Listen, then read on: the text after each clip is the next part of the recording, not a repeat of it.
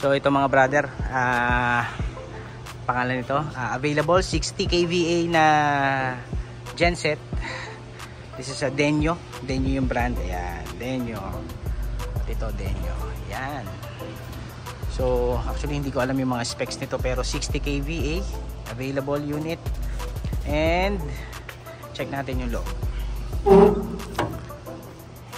Alright, nice. Wala naman siyang mga pawis-pawis ng langis, walang leak. Nice. Available po.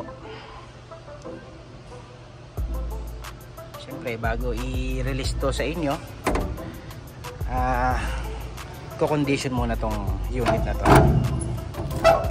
Ayan. So ganun din yan yung kabila na to. Same lang din. Alright, 60 kVA. Wala makikita dyan, basta yun lang. Alright, 2 units 60 kVA. Thank you.